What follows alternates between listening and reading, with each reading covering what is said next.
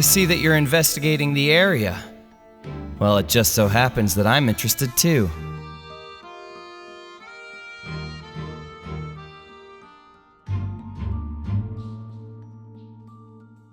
If you find any new and interesting leads, be sure to share them with me, all right?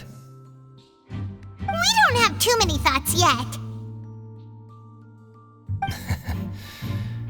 Then why don't I tell you my hypothesis first, the way I see it, and I'll start it with that loud thud. The thud? Oh, you mean the sound that happened during the countdown? Yes, exactly. It wasn't terribly loud, but I suspect that most people heard it. It's just that everyone was awaiting the results of Linny's trick with bated breath, so no one paid it much mind. But now that the incident has happened, the thud has become an important clue. That makes sense. So, what do you make of it? I'm of the opinion that it may have been the sound of Linny's accomplice, Lynette perhaps, jumping atop the water tank or something like that. And when the pyrotechnics went off, she cut the rope, sending the water tank crashing down. But wasn't the noise we heard too loud for that?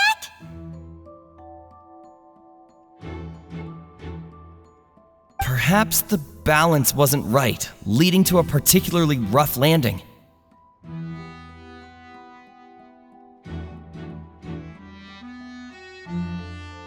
Oh, that's true. I suppose I must reconsider. That does remind Paimon, though. What was with that sound?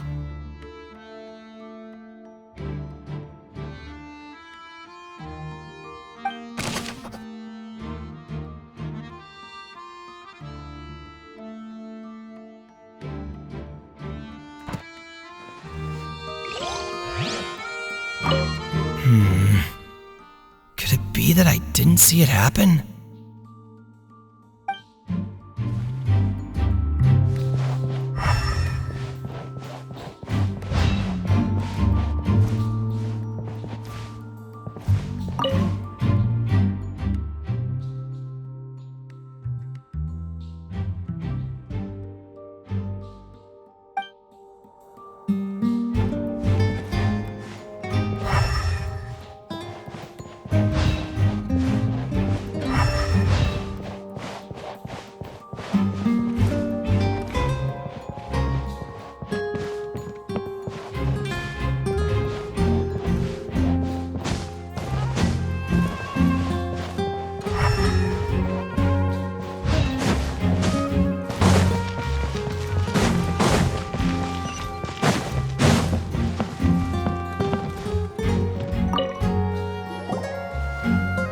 The investigation team has some new findings.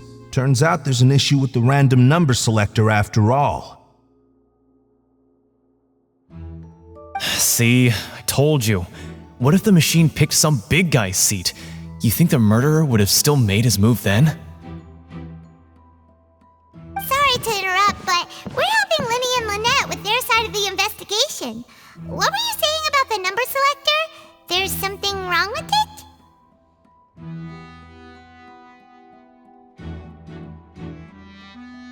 You're trying to help them? That'll be a tall order.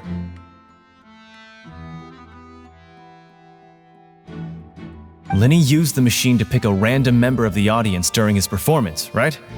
The lucky girl that later disappeared.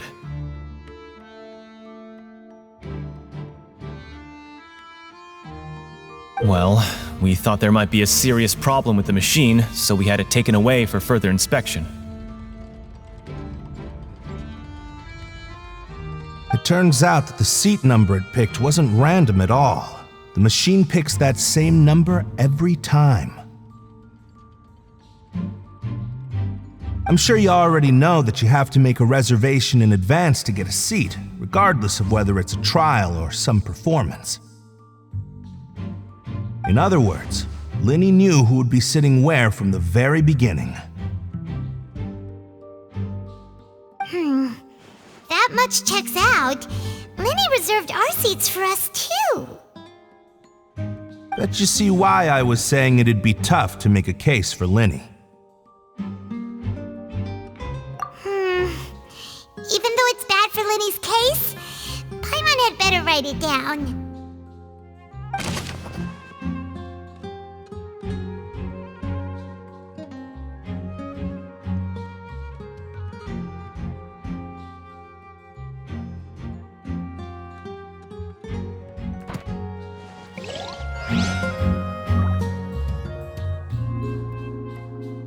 Lenny's magic tricks were the stuff of legends, but the way he did this crime, he should have stuck to doing magic. Look, doing magic tricks is one thing. Pulling off a crime is something else entirely. Maybe he was just too full of himself.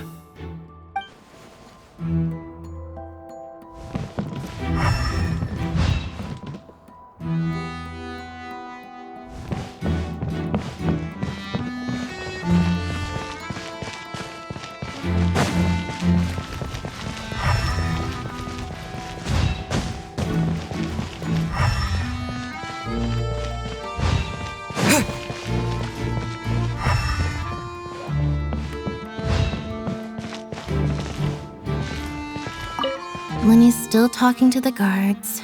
It seems he'll have a lot of explaining to do. I think someone will be assigned to monitor us later, but that's alright.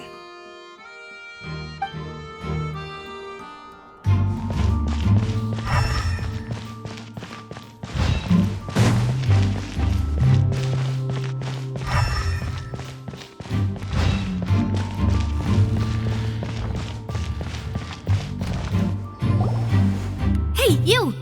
Yes, both of you! Over here! I've been keeping an eye on you for a while now. Huh? You mean us? That's right. If I'm not mistaken, you're also among those who wish to cut down the thorns and pursue the truth. No? And by the... Well, you're right on the more about that one, but who are you? Have you never heard of the Spina di Rosula? From mediating disputes and providing protection to solving conundrums, you name it, Spina di Rosula does it. And I, Navia, have the honor of being its renowned president. Though those who play by our rules call me boss. I'm Silver, her attendant. Pleased to meet you. And I'm Melus. Demoiselle's various daily needs and affairs are under my purview. Huh? Boss? Demoiselle? What gives with the names? Well, I am the second generation president. Melus and the others are still used to my previous title. My apologies, Demoiselle. Should you prefer, boss, I will endeavor to use that instead. No need. You don't have to call me boss. Just Navia is fine. Okay, if you say so. Not that we're members of Spina di Rosula anyway.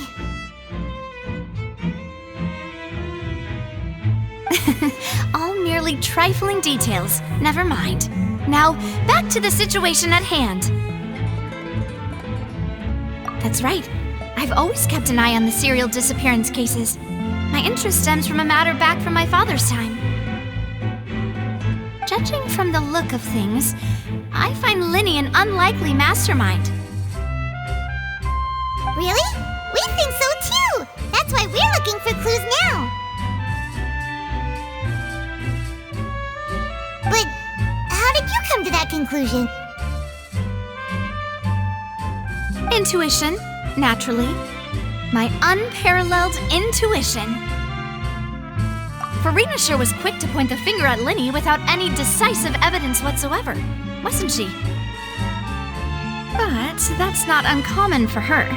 If you remember, the Justice had to interrupt her and ask if she was pressing charges just to keep her from getting carried away. Anyway, a trial begins the moment someone levels charges. And, of course, there was no way Farina was going to back down in that situation. Sounds more like you just don't trust the Hydro Archon. Well, what's your opinion? I must admit that she can be interesting at times, but liking her doesn't mean that I'll blindly agree with her.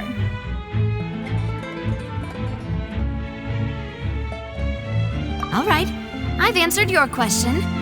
Now, it's time you answer mine. Wait a minute, did that answer count?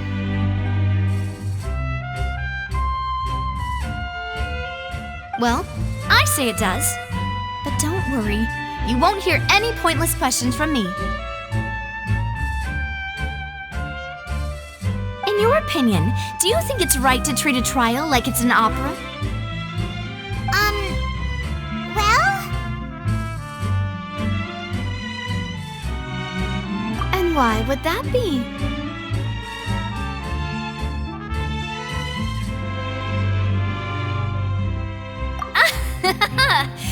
See, Silver and Maloose? I told you they'd be different. Most astute of you, Demoiselle. I too think that the Traveler's response was most excellent. No matter how wonderful the script or how fervent the audience's expectations may be, the trials that go on stage here must be based in fact. And if that can be done, boss, then...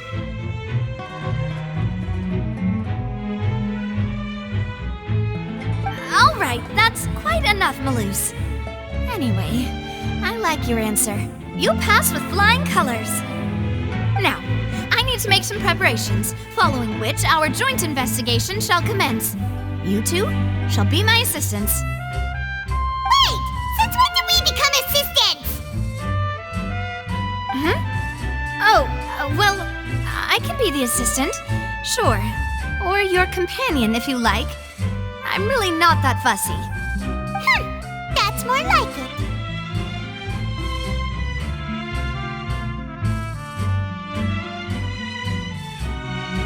it. Far be it from me to brag, but I believe that Demoiselle's intuition will be instrumental in uncovering the truth. You wish to save a friend from false accusations, and we wish to unravel the disappearances. In this sense, our goals are aligned. You have a point. You're quite the talker, aren't you, mister? And what about you over there? What do you think? You seem like you've got something on your mind. I have nothing to add. Oh, alrighty then. We'll be making some preparations first. Just be sure to let us know if they start revealing Linny's tricks. Thanks!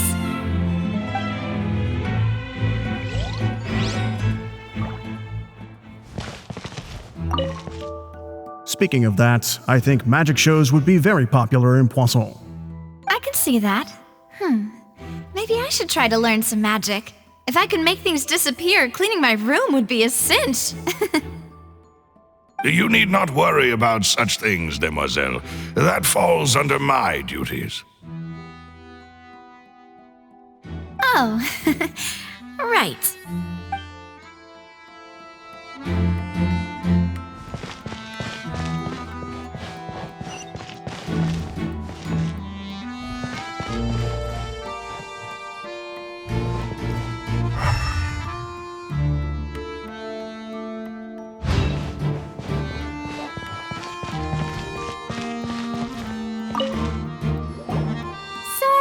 But no one can freely enter or exit the Opera House at the moment. If you wish to leave, you must register your identity with us first. No, we're not leaving. We're representing Linny and Lynette as attorneys, so we're investigating the case. Were you always guarding this entrance? Yes. After the Chief Justice gave the order, everyone coming in or out must undergo a strict inspection. So, the missing girl couldn't have left from here. At least, not from that point on. I doubt there was much opportunity then either. How can you be so sure, Well, because I was in charge of security near the entrance at that time. I couldn't see Linny's performance from here, which was quite a shame. Just my luck. But still, I did not abandon my post, and I stayed put no matter how loud the applause was. If someone had so much as even approached the door, I would have noticed it, let alone if they had tried to leave. We Melazines are good at that sort of thing, you know. So, it's safe to say the girl couldn't have left through here. Alright, thank you for your help. This'll be useful info.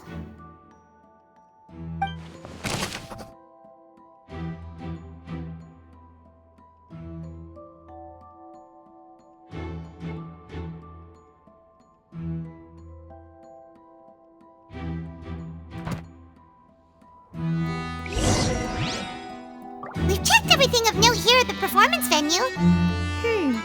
Paimon wonders how Linny's discussion with the guards is going. Let's go see, shall we? Ooh, things are getting interesting, huh? We're about to see how magic is made.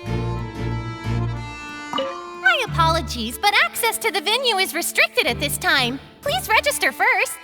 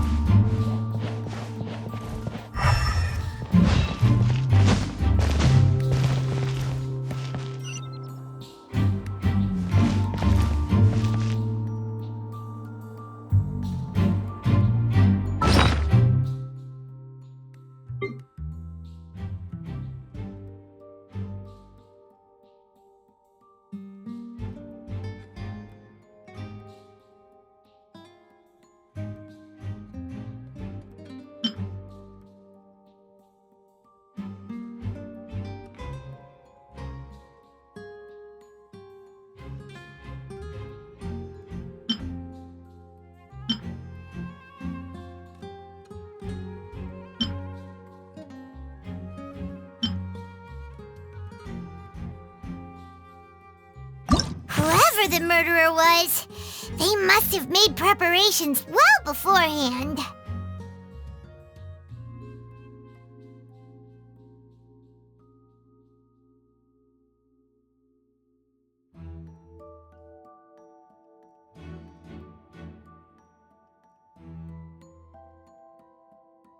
This rope was obviously tampered with. This rope was obviously tampered with. Whoever the murderer was, they must have made preparations well beforehand. People needed to register and reserve a seat for the show. That, combined with this number selector, could allow you to pick a young lady instead of some old fogey.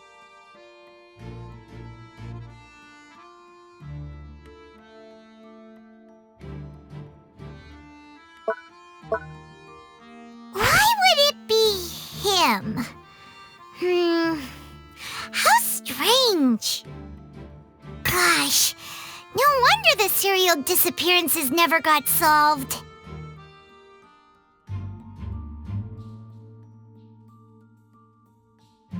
We all heard that noise, didn't we?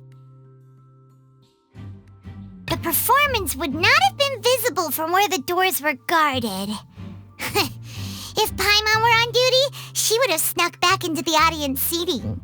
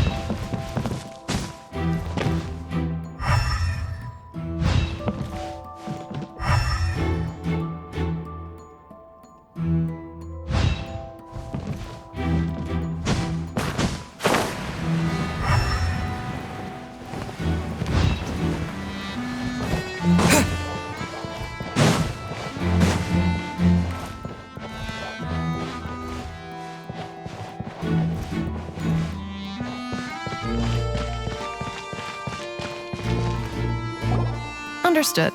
Then I will be going with you. Just so you're aware, I will be monitoring your actions and making notes as necessary. Very good. Thanks for being so agreeable. I'd pull a rose out of my hat as a gift for you if I could. You may spare the pleasantries. I'm just doing my job.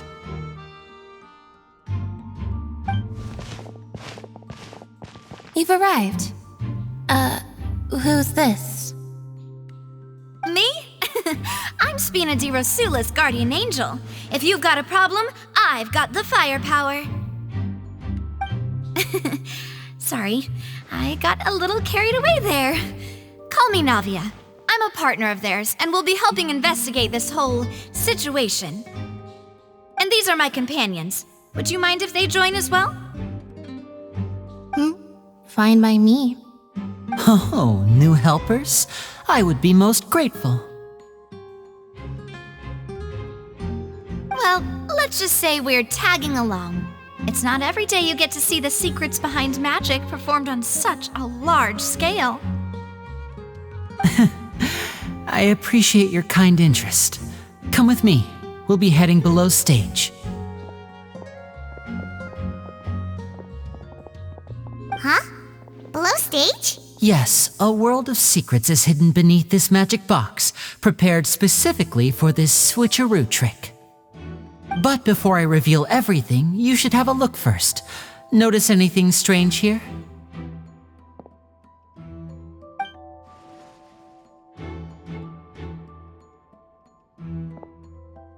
I'm not trying to be dramatic. Remembering the details of a trick will help you understand the methods used to perform it more easily. Huh. Weren't there balloons and other decorations here? Ah, good eye. That said, you're still far from discovering the answer. The back? You mean the inside of the door? What's different about it? Paimon didn't notice anything. Very good indeed. I thought you might not be able to catch that, given that you were sitting in the first row. The back of this door was patterned.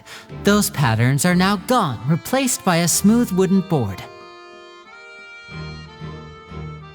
So, if you put 2 and 2 together, what do you get?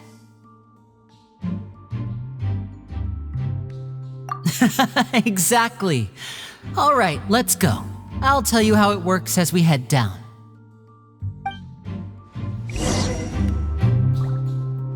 Oh, so there was a passageway under the magic box!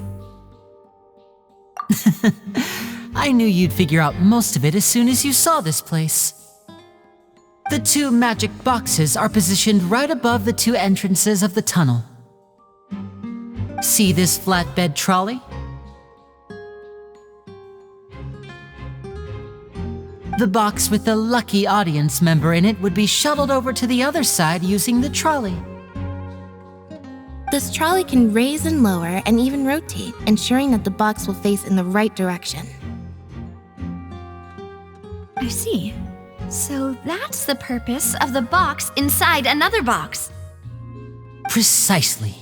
The inner box would descend after the audience member was put inside and be moved along the trolley, all while the outer box would remain on stage as if nothing had ever changed.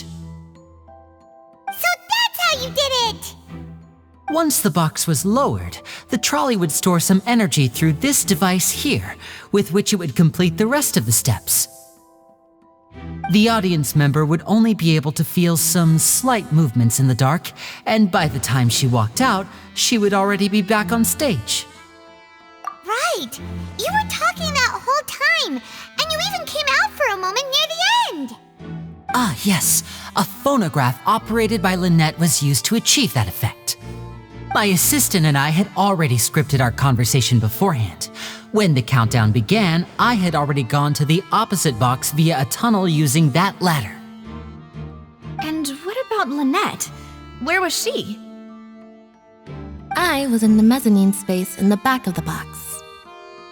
Oh, interesting! That's how we were able to coordinate Linny's lines with the assistant.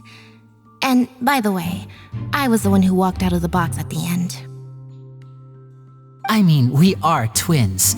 All it takes is a change of clothes and no one can tell who's who. And that's my favorite part of this trick. Only Lynette and I can perform it.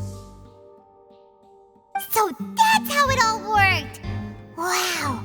Every detail you revealed was more amazing than the last!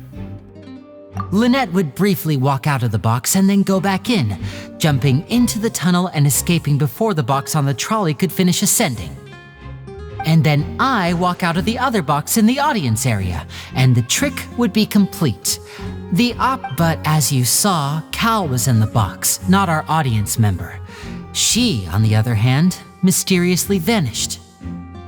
We really don't know how that happened.